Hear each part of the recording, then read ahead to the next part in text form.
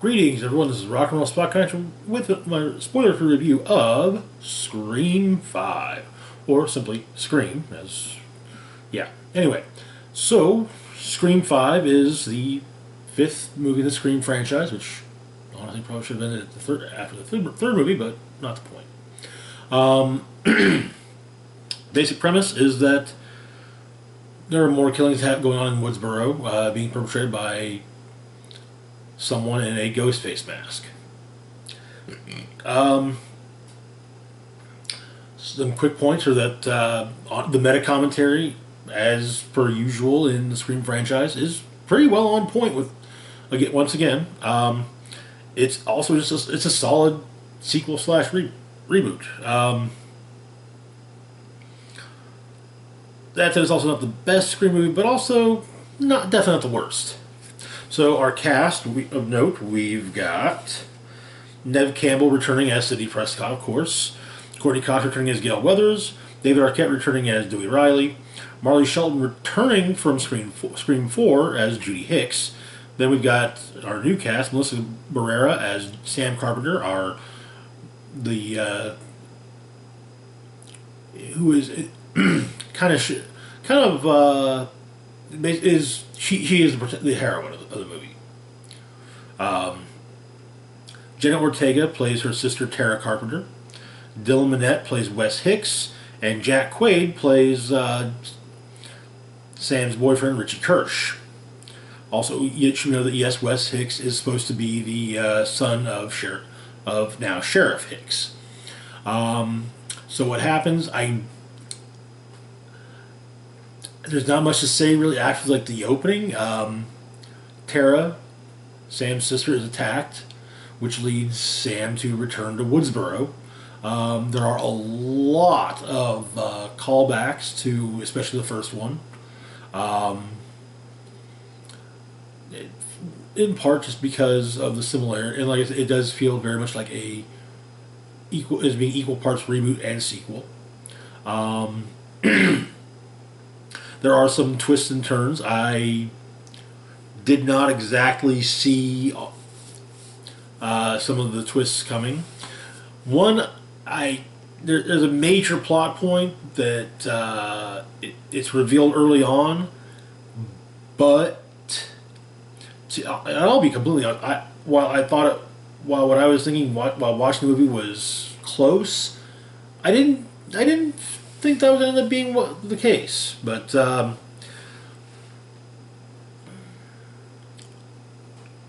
the kills are in some. There are some more gruesome kills. Like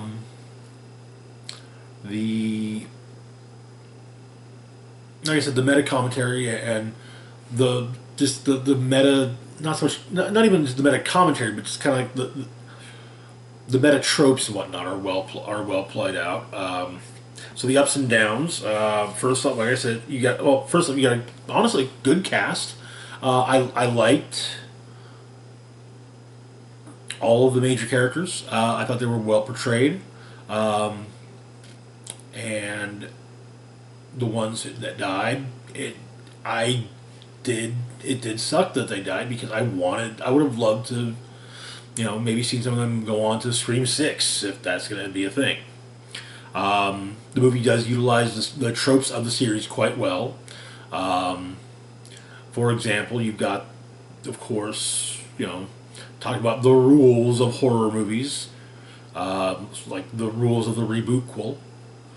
But like I said, I still do feel like the series should have ended after Scream 3. I think Scream 3 was the perfect ending spot for the whole franchise. But that's, like I said, there's not a lot I can say about what happens in the movie without spoiling things from the movie. There are also, it should be noted that Neve Campbell, Courtney Cox, and David Arquette are not the only cast members returning from pre-Scream 4, as Heather Monterosa also reprises her role as the as the late Randy Neese's sister. In fact, her kids are part of the Tara's core friend group. And it turns out that Randy's niece is fairly similar to him.